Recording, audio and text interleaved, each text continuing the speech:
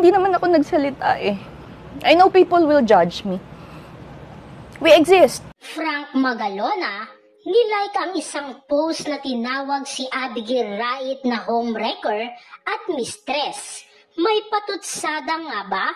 Isa sa mga anak ni Francis Magalona kay Pia Magalona ang nag-react sa isa sa mga tweet na bumabatikos sa ginawang pagbubunyag na sinasabing ex-partner ng master rapper na si Abigail Wright. Noong isang araw lang, October 17, nag-guest si Abigail at ang kanyang anak na si Gail Francesca sa Pinoy Pawn Star at ibinunyag ang relasyon nila ni Francis Magalona.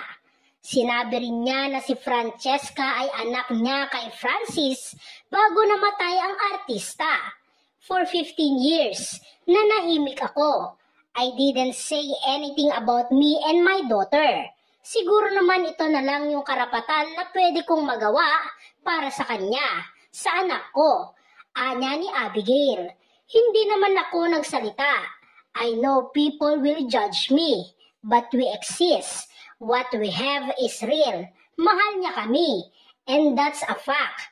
Anya pa. Ang revelasyon ay umani ng iba't ibang reaksyon mula sa mga netizens.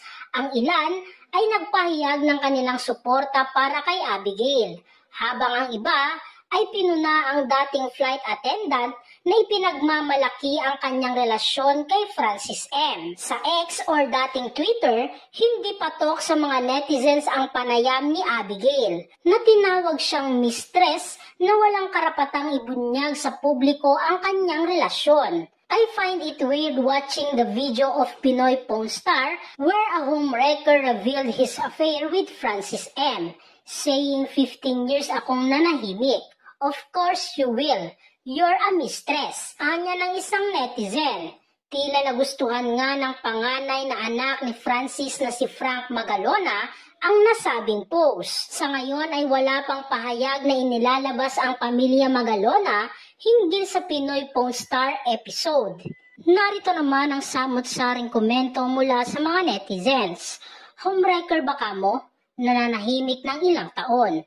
Paano masisira ang pamilya nyo wala na si Francis na pwedeng pag-agawan? Nirespeto niya ang tatay mo. Dapat irespeto mo rin sila. Be a man. May mga tao dito na grabe kung makapanghusga.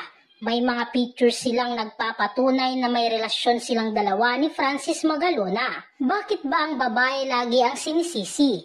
Ginusto nilang dalawa. Naghabol ba sila sa pamilya ni Francis M? Nagpapakita lang na ang daming ipokrito.